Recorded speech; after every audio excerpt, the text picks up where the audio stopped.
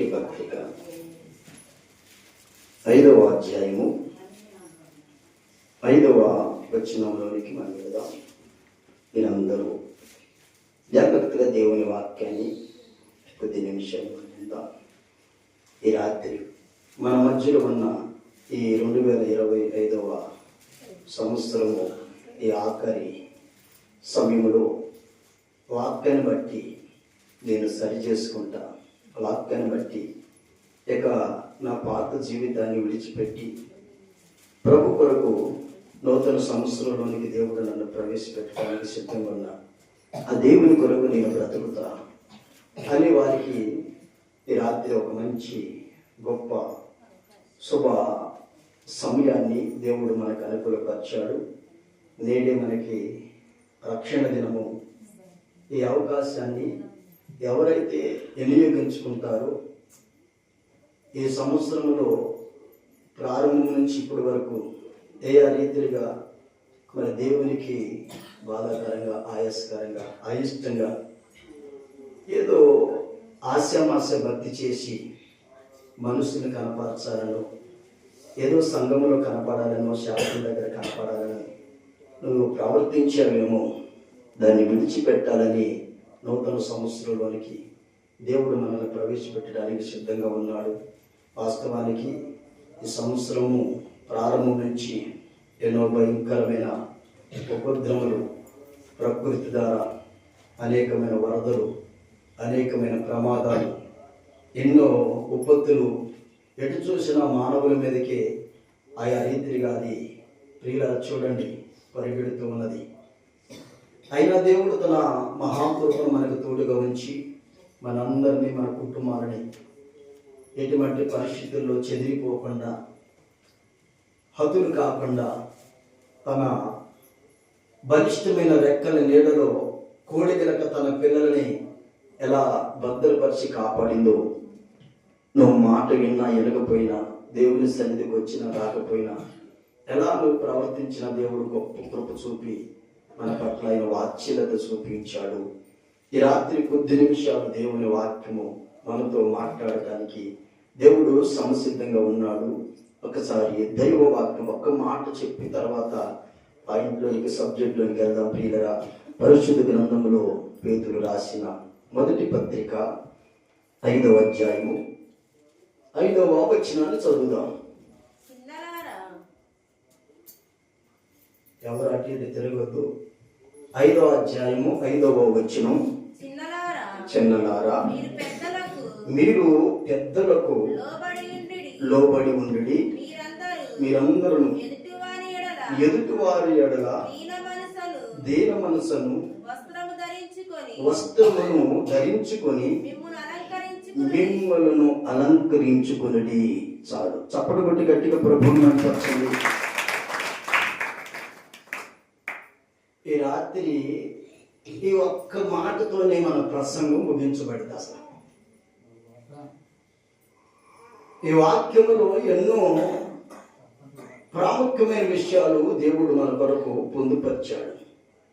అపోస్తలుడైన పేతురు సంఘముతో కొన్ని విషయాలు చెబుతున్నాడు. సంఘమును బలపరచాలని, సంఘములో లోపాలు ఉండకూడదు, సంఘము తప్పు మార్గంలో నడవకూడదు, వారి విశ్వాసము బలమైనదిగా ఉండాలి, ఈ సంఘము దేవునిది, వీరు దేవునికి అతి ఇష్టమైన ప్రియులు, వీరిలో ఈ లోపాలు ఉండకూడదని అపోస్తలుడైన పేతురు వాళ్ళలో కొన్ని లోపాలను సరి చేస్తూ ఉన్నాడు. చప్పటి పట్టుని గట్టిగా దేవునికి స్తోత్రం. ఏమని చెప్తున్నాడంటే, సరి చేస్తున్నాడంటే, ఇప్పుడు మనం అందరం ఏమై ఉన్నా చెప్పండి. ఇప్పుడు అంటే ఏమై ఉన్నా చెప్పాలి.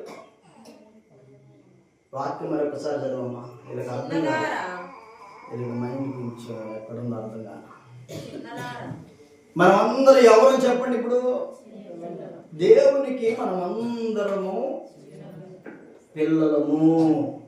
మన దేవుడు ఏమని పిలుస్తాడు?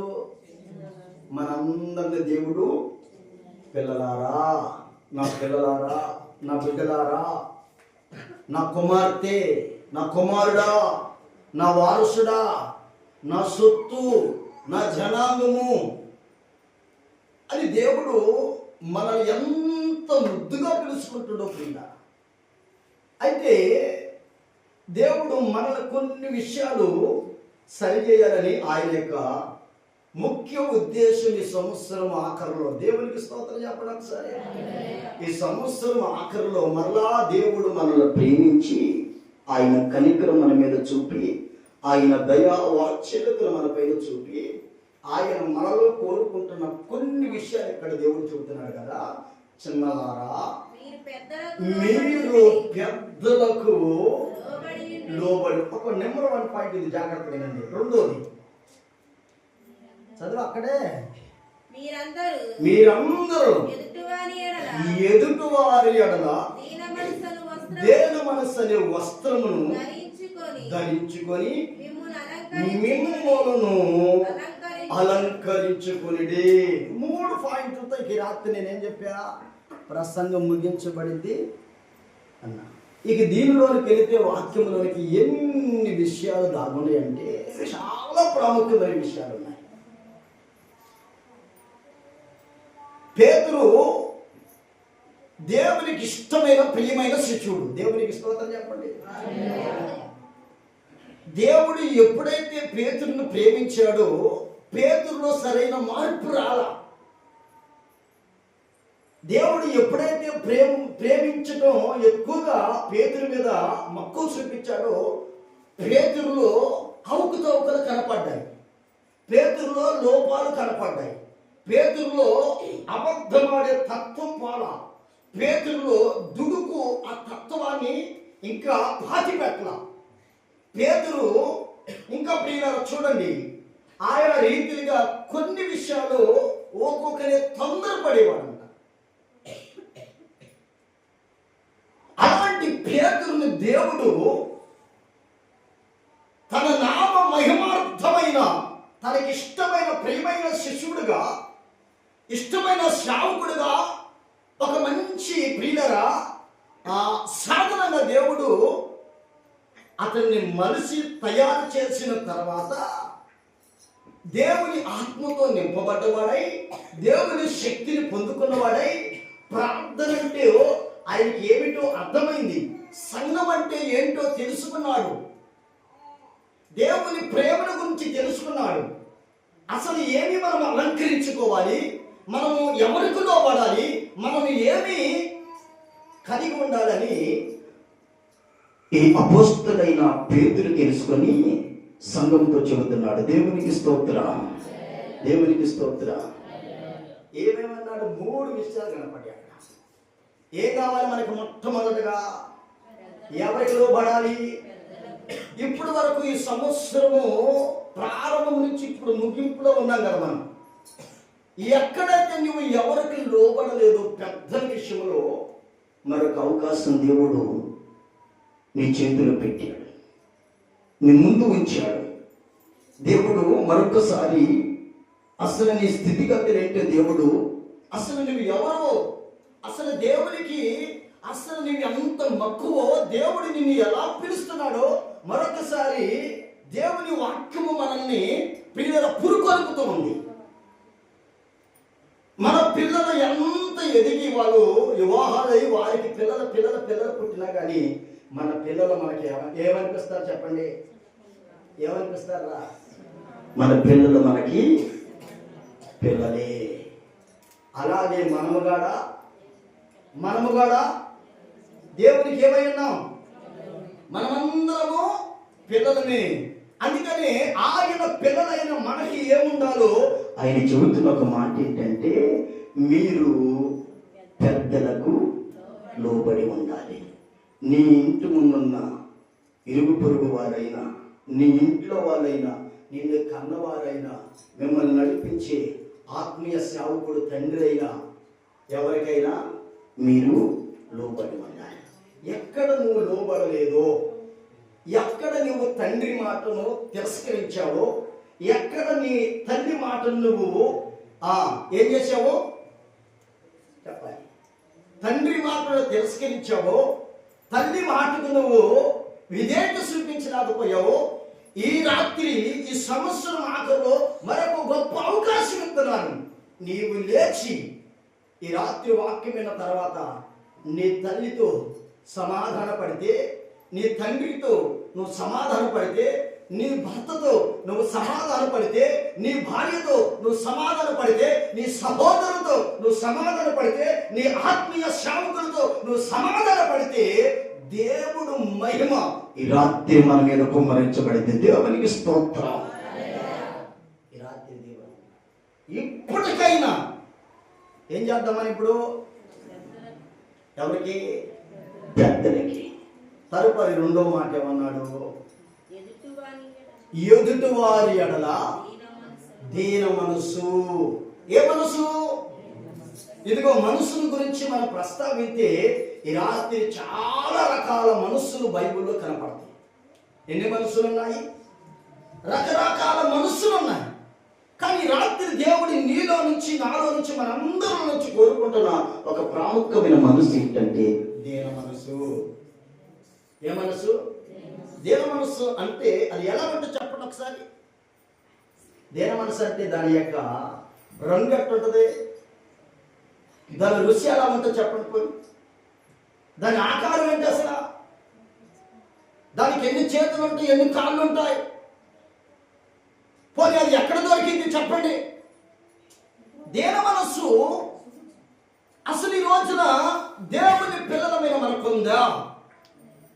ఇప్పుడు మనం అందరూ ఎవరి పిల్లలు చెప్పాలి? దేవుడు మనల్ని ఏమని పిలిచాడు? దైవజనుడు చూడండి, అపోస్తుడు అయిన పేతురు సంఘాన్ని ఏమని పిలుస్తున్నాడు? పిల్లలారా, మీరు పెద్దలకి లోబడి ఉండండి. రెండవదిగా మీరు ఏం చేయాలి? ఎదుటివాని ఎడల దీన మనసునే వస్త్రములను మీరు ధరించుకుని. దేవునికి ఇస్తుంది. ఇప్పుడు మనందరికి ఏ వస్త్రాలు ధరించుకొని వచ్చారు? ఇప్పుడు చర్చికి వచ్చేటప్పుడేమో పాత మొదకే మడతబడ్డే. దేవుని మందిరానికి వచ్చేటప్పుడు ఏం వేసుకున్నారా చెప్పండి అమ్మ. దేవుని మందిరానికి వచ్చేటప్పుడు ఎట్టొచ్చారు? దేవుని మందిరానికి వచ్చేటప్పుడు ఎట్టొచ్చారు చెప్పండి? ఏ వస్త్రాలు వేసుకుని వచ్చారు? అలంకరణ కోసం వెళ్తే ఈ రాత్రి మన సబ్జెక్ట్ ముగించబడదు. దేవునికి స్తోత్రం. దేవుని మందిరానికి వచ్చేటప్పుడేమో నూనె గారే తట్టుగా జిడ్డు మొహం. అంటే రేపు పొద్దున కల్లా గోడ కనుక వచ్చి చూసిన నీటి కనపడుతుంది కదా, సున్నం కొట్టిన గోడ. అవునా? అట్ట కనపడతారు. మెరుపులు వస్తాయి రేపు మొఖాల. ఇప్పుడేమో మొఖాలు ఏమండి తెల్లారిపాటికి ఏముంటుంది రేపు వచ్చిన? ఏమంటే చెప్పండి? పలుకులు, మెరుపులు. అప్పుడు ఈ వస్త్రాలతో ఉంటారు రేపొద్దున. ఏ వస్త్రాలు అంటే రేపొద్దున అసలు చూడండి, వాడు చూడండి ఇప్పుడే చేసి నాతో పాటు పోటీ. నేను ఎత్తే నేనేనన్నట్టుగా నాకెళ్ళి చూస్తున్నాడు. దేవునికి స్తోత్రం. అంటే దేవుని సన్నిధికి వచ్చేటప్పుడు ఎట్లా ఉండాలి? ఏమలంకరించుకోవాలి అంటే అసలు వాస్తవంగా దేవుని మందిరంలో మనం ఎలా ఉండాలంటే చక్కగా పరిశుద్ధంగా ఉండాలి. నీతిగా మనం దేవుని సన్నిధిలో అలంకరించబడిన వారమై దేవుణ్ణి మనం స్తుతించే వారిగా ఉండాలి. సంఘంలో దేవుడు యొక్క వాక్యం చెబుతున్న ప్రాముఖ్యమైన మాటలు మూడు విషయాలు అన్నాడు కదా. మొదటి మాట చెప్పండి మీరందరూ. పిల్లలారా, మీరు పెద్దలకు లోబడి ఉండండి. ఎదుటివాని ఎడల దీన మనసు అనే వస్త్రములను ధరించుకొని మిమ్మల్ని అలంకరించుకోండి. ఇప్పుడు దేవునికి స్తోత్రం. ఇప్పుడు ఎలా అలంకరించుకున్నామను? ఇప్పుడు అయ్యగారు అలంకరించుకొని రమ్మంటారు, మీరు పోయి అలంకరించుకొని వస్తే టైం దాటిపోద్దిగా. దేవునికి స్తోత్రం. ఈ పాడేసాక టైం దాటిపోద్ది. ముందుగానే మనం అలంకరించుకోవాలి. పరిశుద్ధాత్మను అలంకరించుకోవాలి. దేవ మనసు అనే వస్త్రాలను మనము అలంకరించుకోవాలి. వీటన్నిటికీ ప్రాముఖ్యంగా ప్రియుల ఈ రాత్రి నేను చెప్పబోయే అంశం ఏంటంటే మనసు. ఏ మనసు నీది అసలు? మన మనసు ఎలా ఉంది ఈ రోజున? ఈ సంవత్సరం అంతట్లో నీ మనసు మారిందా? పిల్లలారా, సంగమా, దేవుని వాక్యము మనతో చెబుతున్న ఒక ప్రాముఖ్యమైన మాట ఏంటంటే మనసు మారిందా? మనసు మారితే మనం ఎలా ఉంటామంటే దేవుని కొరకే బ్రతుకుతాం. మనసు మారితే మన జీవితంలో దేవుని కొరకే ఏం చేస్తాం? అంకితం చేస్తాం. మన మనసు మారితే దేవుని కొరకు మనము కష్టపడతాం. పాట పాడతాం కదా, ఇప్పటికైనా చెప్పండి రా, చేతి అతను కష్టపడు మీకే వెళ్ళిపోతారు. ఇప్పటికైనా ఎవరి కోసం కష్టపడతారు? ఎవరి కోసం కష్టపడతారు? అయ్యాడు నేను కష్టపడ్డాడు కదా 69 సంవత్సరాలు వచ్చినట్టు కష్టపడ్డా ఎవరి కోసం కష్టపడ్డాడు? ఇవాళ చదువుకుంటానికి తల్లిదండ్రులు అప్పు చేసి చదివించారు కాబట్టి కొద్దిగా ఎజ్జు వచ్చింది. దేవుని స్తోత్రం. మాకు ఆ రోజుల్లో చదువుకునే బాప్తి లేదండి. దేవునికి స్తోత్రం. మేము ఇంతప్పటి నుంచే కష్టపడ్డాం. అది కష్టపెట్టుడిచ్చామండి అక్కడ టెండర్లో. దేవునికి స్తోత్రం. దేవునికి స్తోత్రం. వాస్తవానికి ఎవరి పని వాళ్ళకే కష్టమే, కానీ అన్నిటికంటే ప్రాముఖ్యంగా దేవుని సేవ చేయటం కష్టం. దేవునికి స్తోత్రం చెప్పండి. దేవుని పని చేయటం కష్టం. దేవుని కొరకు బ్రతకటం కష్టం. నీతిగా బ్రతకటం కష్టం. పాపాన్ని విడిచిపెట్టడం కష్టం. అవునా కదా? తాగుడు మానుకోవటం కష్టం. పెట్లాడు మానుకోవటం కష్టం. అబద్ధం ఆడటం కష్టం. ఇంకా ఇంకేమేముంది లోకంలో అవన్నీ మానుకోవటం కష్టం. వీటిని వదిలిపెట్టుకోకుండా ముందు ఎప్పటికైనా నీ కోసం నేను ఏం చేశానయ్యా నీ కోసం. ఏమిచ్చాడు నీకు దేవుడు? ఏమిచ్చాడు? ఈ బ్రతికిచ్చాడు కదా దేవుడు. ఈ జీవితం ఇచ్చాడు కదా, ఈ అవయవాలు ఇచ్చాడు కదా, ఆరోగ్యం ఇచ్చాడు కదా. ఇలా మనం ఇలా కూర్చున్నాం కదా దేవుని సన్నిధిలో. ఏం చేస్తావు ఇప్పుడు అసలు దేవుని కొరకు? ఏం చేస్తావు చెప్పండి? దేవుడు మనకంటూ మరొక సంవత్సరాలు దేవుడు సిద్ధపరిచాడు కదా. మరొక సంవత్సరంలోనికి మనల్ని దేవుడు ప్రవేశపెట్టడానికి మన అందరూ దేవుడు సమకూరుస్తూ ఉన్నాడు కదా. మనం ఏం చేద్దాం దేవుని కొరకు? ఏం చేస్తారు అసలు? మీరు ఏం చేయగలుగుతారు? ఒక వాక్యం ఉంటుంది కదా కీర్తన గ్రంథంలో, అది 11వ అధ్యాయము చూడండి 3వ వచనం అనుకుంటా. 11వ అధ్యాయము 3వ వచనంలో ఒక మాట రాయబడి ఉన్నది. చదవండి. కీర్తనకారుడు, పునాదులు పాడైపోగా నీతిమంతులు ఏం చేయగలుగుతారు? ఏం పాడైపోయి?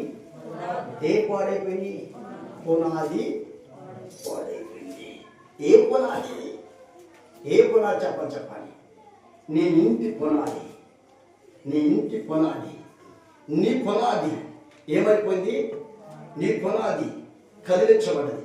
నీ పునాది పాడైపోయింది. నీ పునాది ఏమైపోయింది? క్రాకులు వచ్చాయి. నీ పునాది ఏమైపోయింది? నీ పునాదిలో పట్టు లేదు. నీ పునాదిలో స్థిరత్వం లేదు. నీ పునాదిలో గట్టి లేదు. ఇప్పుడు పునాదులు పాడైపోగా ఏమైపోయినట్ట? పునాదులు పాడైపోయి నీతిమంతులు ఏం చేస్తారు?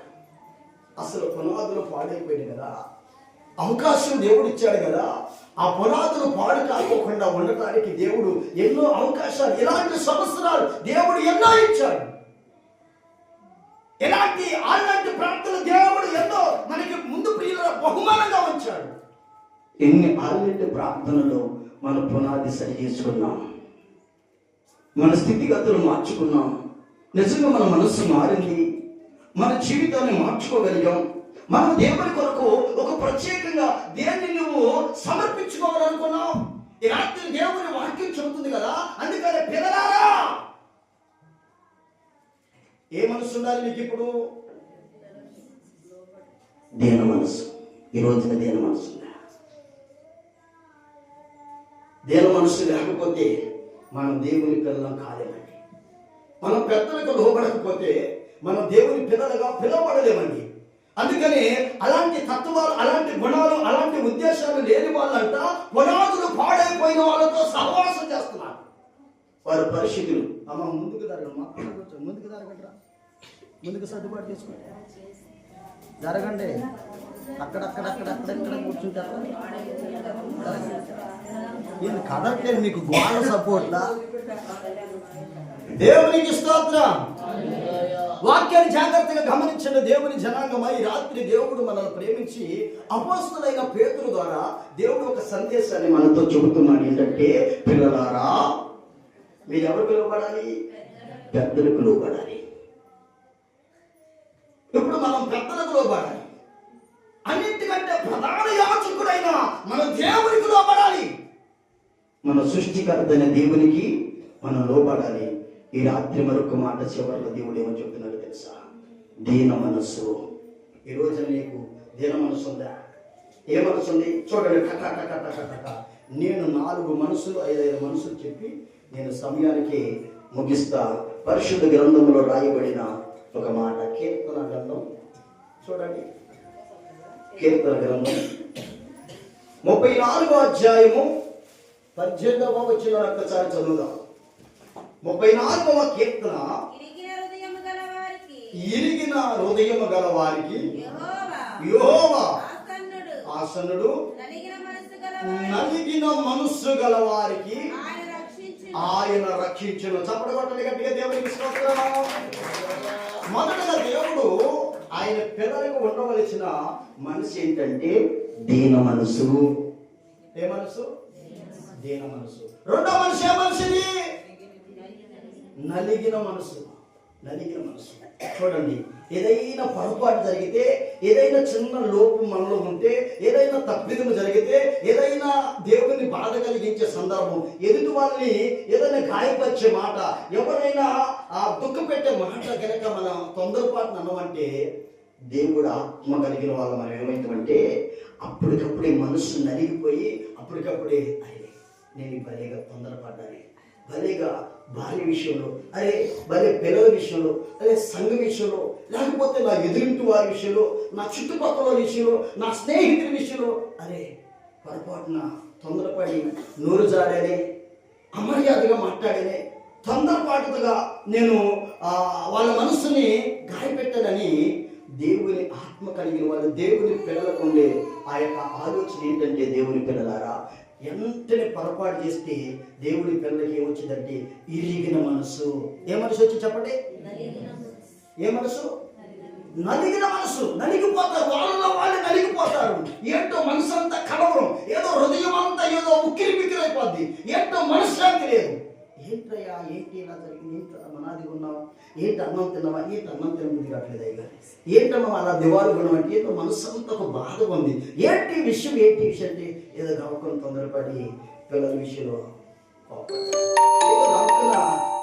ఆయన ఒక మాట అంటే నేను కూడా తొందరపడి గమకం ఆయన్ని తూరి మాట్లాడానని దేవుని భయం కలిగితే, దైవికమైన ఆలోచన కలిగితేనంట ఆ మనుషులనంట ఏమొచ్చిందంటే మొక్కలైపోయినట్టుగా అప్పటికప్పుడు ఏదో కలవరం తనలోకి వచ్చి సరి చేసుకోగలుగుతాడు. దేవునికి స్తోత్రం.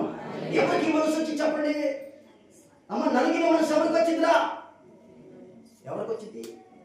దేవుని పిల్లలకే నలిగిన మనసు వచ్చింది. ఏదైనా తొందరపాటుగా ఎవరైనా ఒక మాట అంటే, ఏదైనా ఒక తొందరపాటుగా ఎవరైనా దూషిస్తే వెంటనే తన మనసు ఏమైపోద్దంటే అప్పటికప్పుడే బాధపడి సరి చేసుకోగలుగుతారు. ఇది దేవుని పిల్లలకు మాత్రమే సాధ్యం, అందరికీ సాధ్యము. కానీ ఇది అందరికీ రాదండి, ఇది అందరిలో కనపడదండి, ఇది అందరిలో మనం చూడలేము, ఇది అందరికీ కనపడదు. కారణం ఏంటంటే వారు దేవుని పిల్లలుగా ఉండటానికి ఇష్టపడరు.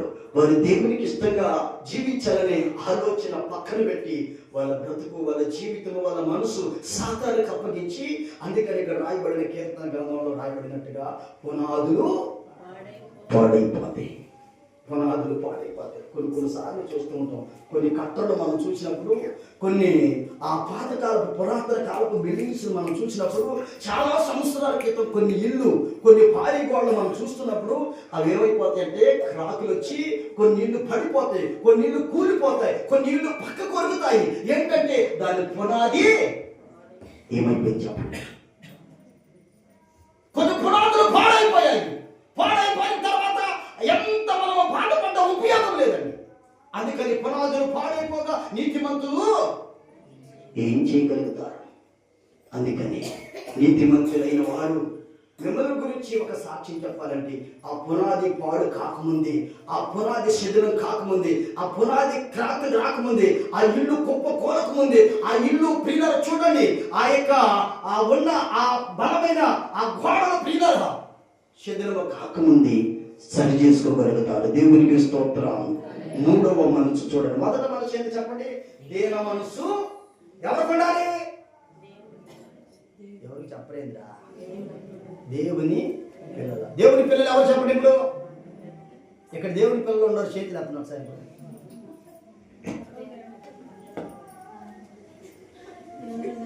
ఏంది ఒక్క చేయిపోయా?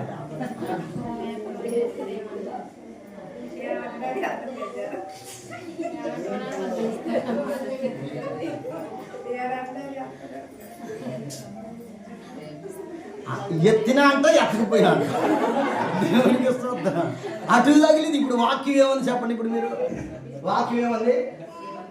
రెండు అంచులు కలిగిన నేను దేవుని పిల్లనైనాయా అంటే ఒక వాక్యం వచ్చేది, నువ్వు దేవుని పిల్లవైతే నీకు దీన మనసు ఉందా అంట. దేవునికి స్తోత్రం చెప్పండి. నువ్వు దేవుని పిల్లవైతే ఆ ఇరిగిన మనసు నలిగిన మనసు ఉందా అంట. అవునా కదా? అందుకని ఇప్పుడు మీరు ఎత్తలేదంటే ఇప్పుడు మీరు ఏ పిల్లలు చెప్పండి? చెప్పండి. ఒకరు ఉన్నోళ్ళు ఓహో నిజంగానే లేదనుకొని సరి చేసుకోగలరు. అసలు లేదన్న వాళ్ళకి అవకాశం లేదు. దేవునికి స్తోత్రం చెప్పండి. వాళ్ళు ఏం చేశారంటే అవకాశం లేని వాళ్ళు వచ్చి తలుపు దగ్గరకు వచ్చి, అయ్యా చెప్పండి పూర్తి చేయండి, అయ్యా తలుపు తీయ్యా. ఏంటి అన్నారు? ఎవరిలో దేవుని పిల్లలైనా దేవుని పిల్లలైన వాళ్ళు 10 మంది బయలుదేరి వచ్చారు. చాలా మంది బయలుదేరి వచ్చారు. ఇప్పుడు ఎవరు దీటి ఆరిపోకుండా ఉందో పోయిన సంవత్సరం నుంచి సంవత్సరం దాకా చేయలేదు. నీ దీటి ఆరిపోలేదా? నీ దీపం ఆరిపోలేదా? ఆరిపోలేదా? మరి ఇప్పుడు వాడికి ఆరిపోయిందయ్యా, రకరకాలుగా ఆరిపోయింది. దేవుడు కృపను బట్టి ఆయన బతుకులు ఆడుకోవటానికి వచ్చానయ్యా. నేను ఆయన తన సన్నిధిలోకి వచ్చి ఈ సంవత్సరంలో మరలా లాస్ట్లోనైనా దేవుడి కాడికి వచ్చి కొత్త సంవత్సరంలోకి వెళ్ళేటప్పుడైనా ప్రభువా నా దీటిలో ఏమైపోయింది? నూనె లేదయ్యా. నా బుడ్డిలో నూనె లేదయ్యా. నా దీటి ఆరిపోయిందయ్యా. మరి ఈ రాత్రి అయినా చెప్పండి, ఈ రాత్రి అయినా ఏం కావాలని? ఈ రాత్రి అయినా ఎలిగించుకుంటారా వద్దా? ఎలిగించుకోకపోతే ఇక మన కొద్ది ఆగలేదు ప్రార్థనక. ఎలిగించుకుందామా వద్దా? ఎలిగించుకోవడానికి వచ్చాం. దేవునికి స్తోత్రం. దేవుని వాక్యం చెబుతున్న దేవుని పెట్టారా? ఒకసారి ఆలోచించండి.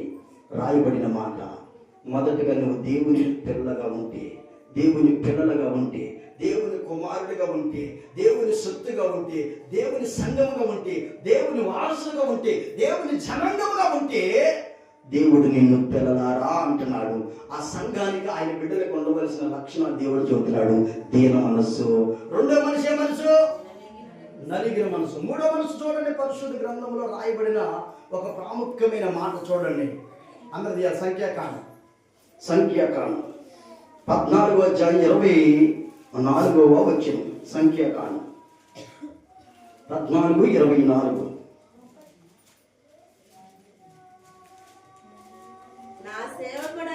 నా సేవకుడైన కాలేబు మంచి మనసు కలిగి ఏ మనసుతో?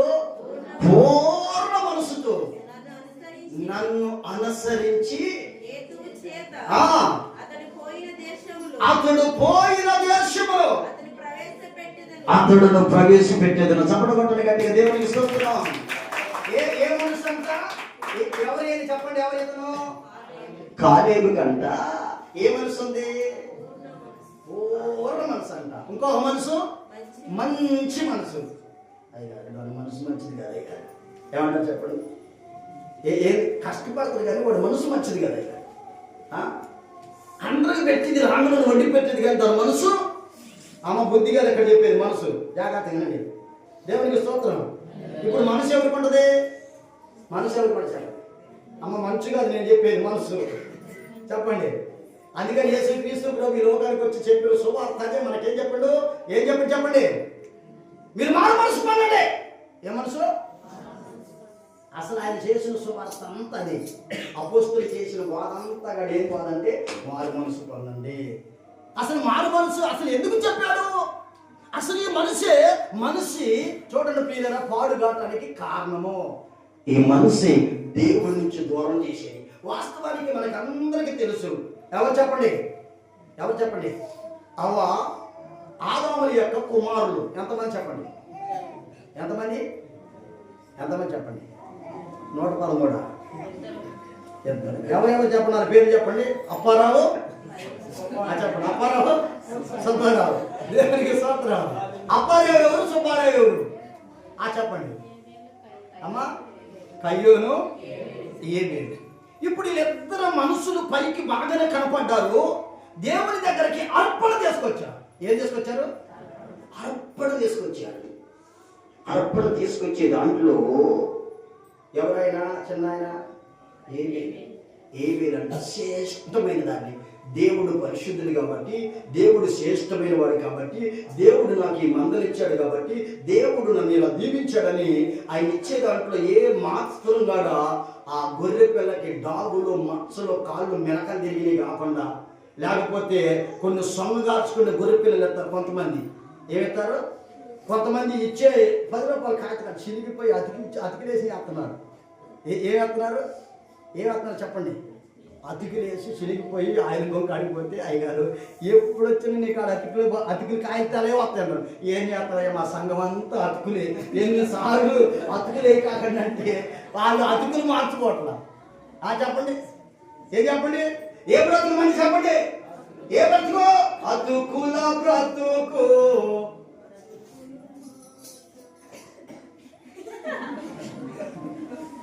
కానీ ముందుకు బాగాలేరు అనకరాలి. దేవునికి ఇస్తున్నారు. ఏ బ్రతుకు మంది?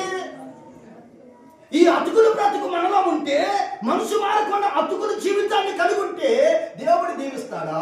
అప్పుడు మరలా మనం ఏమైనా పాట పాడుతున్నాం? యేసయ్యా దిగిరావా ఈ దయనే కృప చూపవా అతుకుల బ్రతుకు.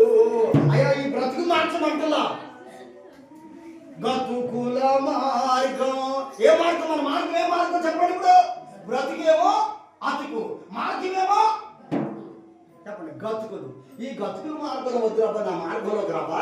ఆ పురాతనమైన మార్గాల్లో పోతే మీ బ్రతుకు చెడిపోయింది, మీ పిల్లలు చెడిపోయారు, మీ జీవితాలు అగోచరంగా మార్చబడ్డాయి. అందుకని మీ అందరికీ నేను మార్గం చూపించడానికి వచ్చా. నేనే చెప్పండి. మరి ఏసై ఎవరు చెప్పండి? మార్గం. ఇప్పుడు ఏసై మార్గంలో బాధ, ఏ మార్గంలో బాధ లేదయ్యా. ఆ మార్గంలోనికి రానయ్యా, నా అతుకుల బ్రతుకు మారదయ్యా అనుకుంటా. నా బ్రతుకు, నా దారి ఏ దారి? గుంట్ల మార్గం. మరి గుంట్ల మార్గంలో పోతే ఏం జరిగింది చెప్పండి? మోగులు బొయ్యో వాళ్ళ కాలు చేతులు తిరుగుతుంది.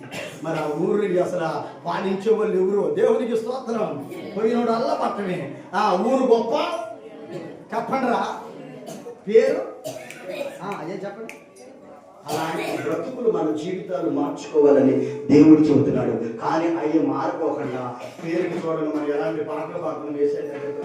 ఎలాంటి పాటలు చెప్పండి? వచ్చి ఆ పాట పాడ. ఎలాంటి పాడతారా? యేసయ్యా దిగిరావా ఈ దయనే కృప చూపవా అతుకుల బ్రతుకు.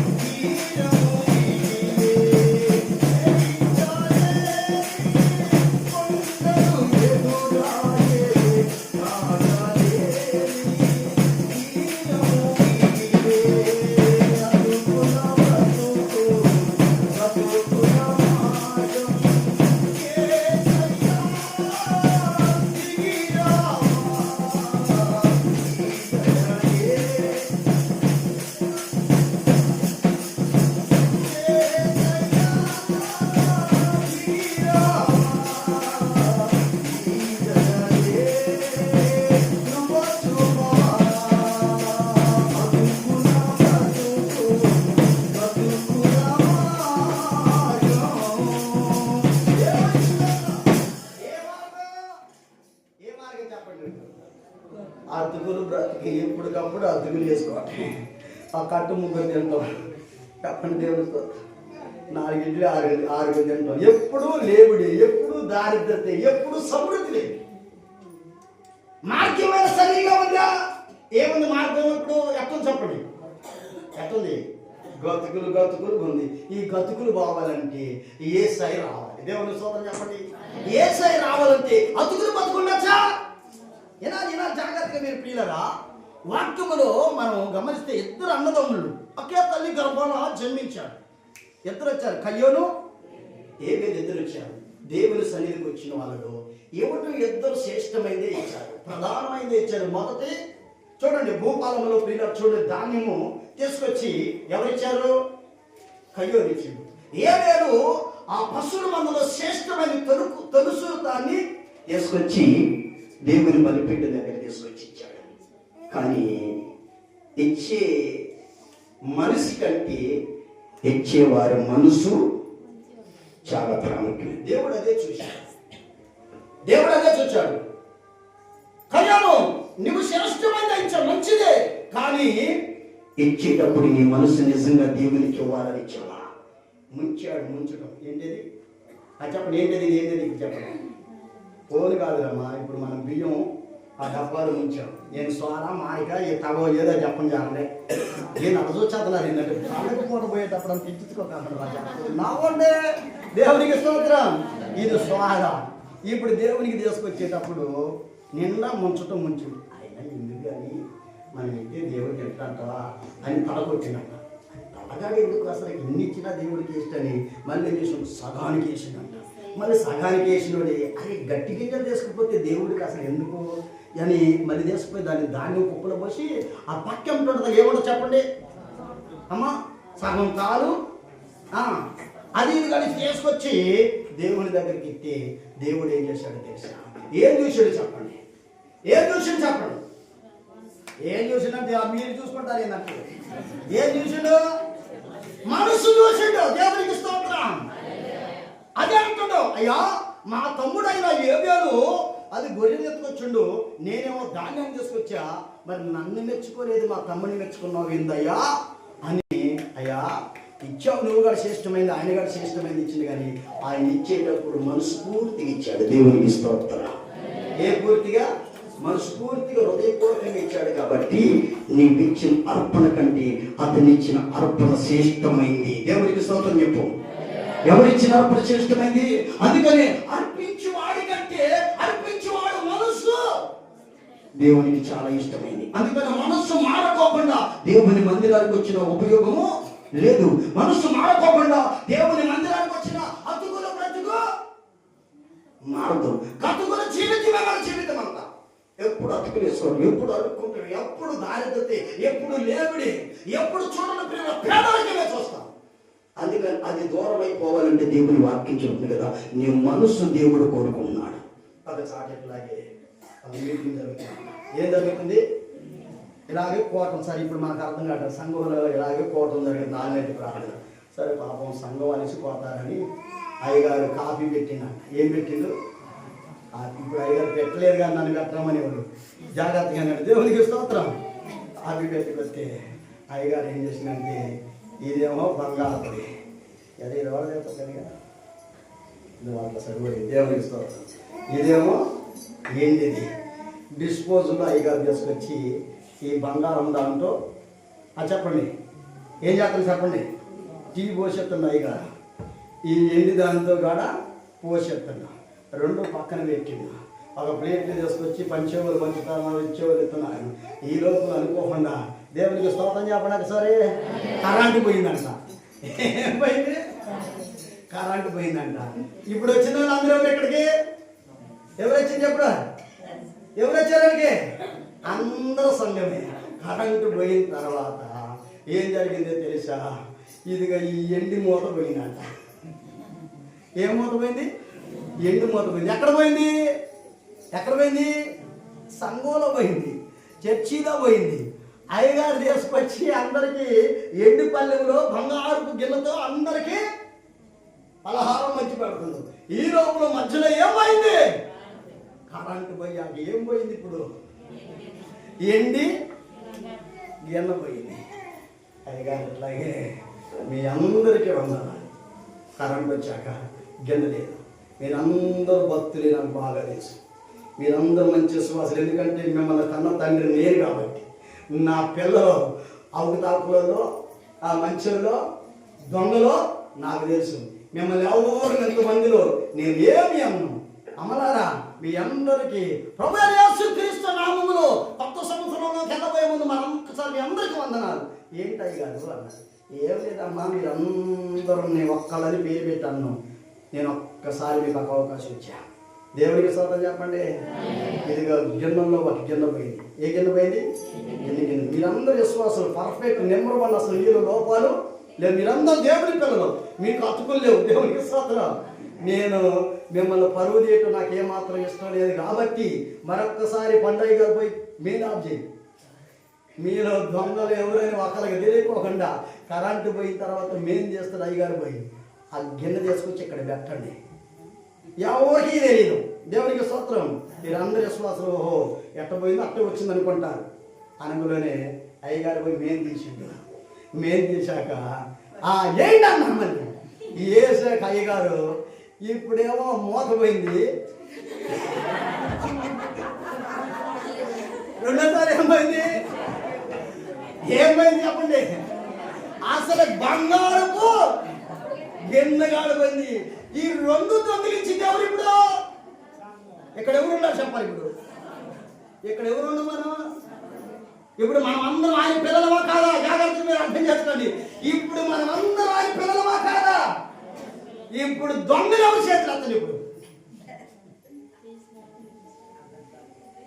అర్థమైతే చేతులు ఎత్తచ్చు. ఇప్పుడు దొంగలు లేరా మీరు? అసలు పోయిందనుకుంటే పోయి బంగారం దోదాన్ని సర్దుకుందాం అనుకోకుండా అయ్యగారు ఒక చిట్టు ఏంటది మా సంఘం బాగా పర్ఫెక్ట్ అనుకొని అని ఇచ్చిన తర్వాత చివరికి గిన్నె పోయింది, ఏంటి రెండు పోయినాయండి. ఇప్పుడు దొంగల సంఘంలో ఉండాలి లేదా? మొన్న ఆదివారం వస్తే 2 గంటలు ఇప్పుడు కొత్త పోయి సంఘంలో బయట నిజం మోగుతి.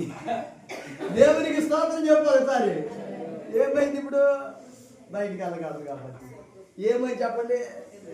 ఇప్పుడు పొద్దున్నే సోమవారం ఆదివారం చెప్పులు తీసుకొచ్చి ఆడబెట్టిందంటే ఆదివారం సోమవారం రోజు పొద్దున్నే ఏడుతుంది. ఏంటి అంటే నా కొత్త చెప్పులు వేసుకోరు కాడ వేసుకోవాలా పెట్టి ఎడకొచ్చి ఓపెన్ చేసిందంట.